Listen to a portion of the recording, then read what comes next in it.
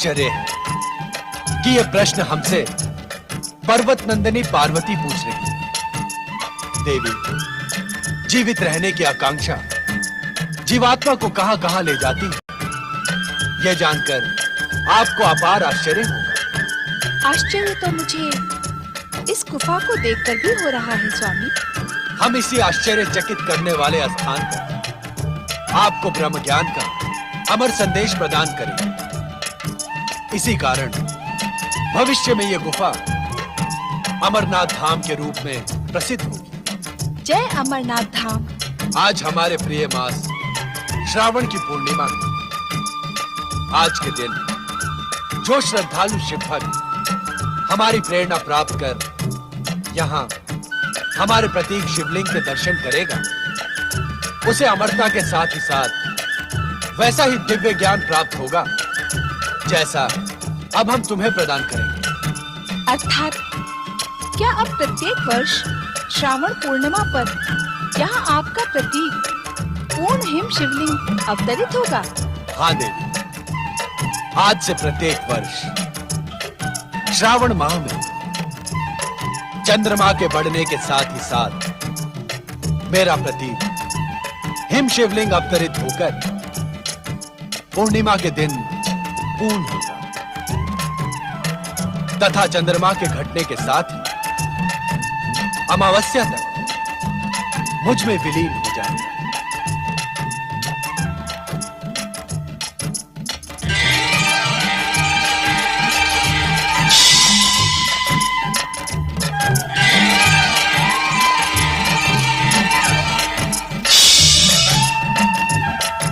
देवी, इस आसन पर विराजमान हो जाओ।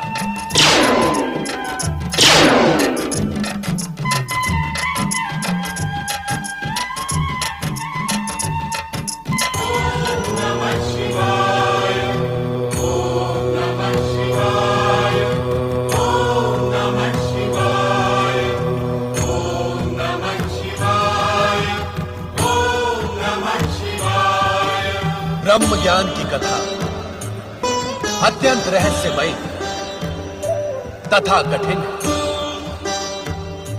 हम ये ज्ञान तुम्हें समाधि अवस्था में प्रदान करेंगे। इसे कहते हुए हमें तथा सुनते हुए तुम्हें रोमांच का अनुभव, अतः सुनने की सहमति का हुंकार भरती, जिससे हमें यह ज्ञात रहे कि तुम ध्यान से ब्रह्म कथा सुन रही हो। जो आज्ञा। शक्ति स्वरूपा पार्वती, तुम्हें यह ज्ञात हो कि पूर्व काल में हमने अपने निर्गुण दिव्य तेज से पंचक्रोशी नगरी का निर्माण किया। इसी पंचक्रोशी नगरी में श्री हरि विष्णु पुरुष के रूप में प्रकट होकर हमारे पंचाक्षरी मंत्र का प्रणव सहित ब्रह्म ज्ञान की साधना करते हुए जप करने लगे। ओम नमः शिवाय। हमारे इस पंचाक्षरी मंत्र के निरंतर जप से एक दिव्य ध्वनि का निर्माण किया। उस दिव्य ध्वनि से आनंद की लहरें उठने लगी। श्री हरि विष्णु का संपूर्ण शरीर इस आनंद लहरी का अनुभव करने लगा।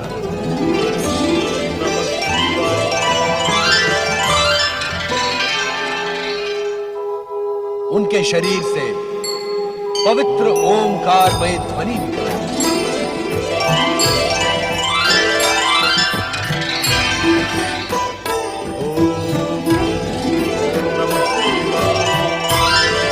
ये ओंकारमय ध्वनि इस बात का संकेत है कि परम पुरुष श्री हरि विष्णु को ब्रह्म ज्ञान का साक्षात्कार होने लगा था। ये ब्रह्म ज्ञान शिव का स्वरूप है। जो जीवात्मा मुझ परमात्मा स्वरूप के इस ब्रह्म ज्ञान को अपने हृदय में स्थित देख ले, वो साथ हमें अर्थात शिव तत्व को प्राप्त कर लेगी। देवी पार्वती लोक कल्याण तथा निरंतर शिव भक्ति में प्रयत्नशील शुद्ध आत्माओं, निर्मल मन और सात्विक बुद्धि वालों को शीघ्र ही शिव तत्व की प्राप्ति हो जाती है।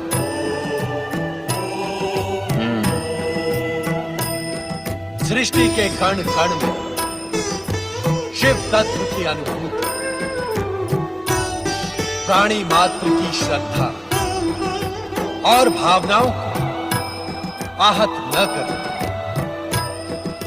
तथा संपूर्ण संसार को शिव की रचना मानने वाली जीवात्माओं को शिव ज्ञान की प्राप्ति हो।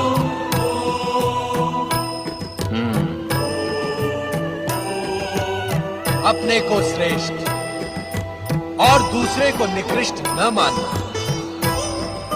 तप, जप और पवित्रता की ओर अग्रसर होने वालों के मार्ग में बाधक न बनने वाली अहंकार रहित जीवात्माओं को शिव भक्ति की प्राप्ति होगी। शिव तत्व, शिव ज्ञान और शिव भक्ति की प्राप्ति से मन, आत्मा और बुद्धि तेजस्वी तथा ओजस्वी बन जाती है। इतना प्राप्त कर लेने पर कुछ भी प्राप्त करना शेष नहीं बचता। शिव तत्व, शिव ज्ञान और शिव भक्ति को प्राप्त करने का एकमात्र मार्ग है शिव चरणों में अपना जीवन समर्पित कर निरंतर हमारे पंचाक्षरी मंत्र ओम नमः शिवाय का जाप कर। हमारे इस पंचाक्षरी मंत्र ओम नमः शिवाय में संसार का सर्वश्रेष्ठ ज्ञान समाहित है।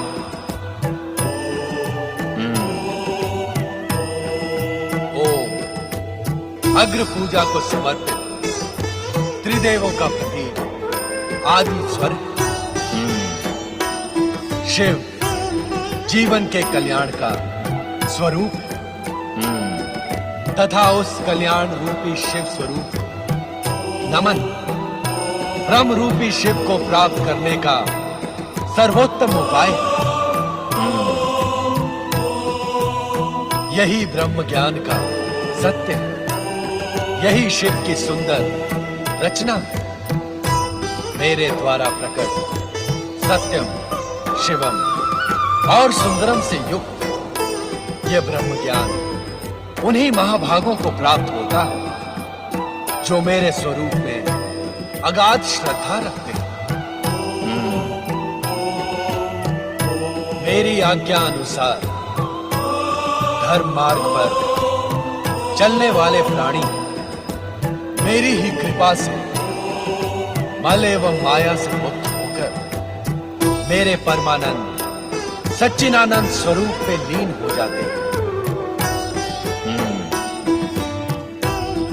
स्वयं मेरे द्वारा रचित एवं कहे गए इस दिव्य ज्ञान को प्राप्त ज्ञानी इस ज्ञान के प्रकाश रूपी अग्नि से अपने कर्म में शरीर को क्षण भर में जलाकर मेरी कृपा से कर्म बंधन से छुटकारा पाकर मोक्ष को प्राप्त कर लेते हैं।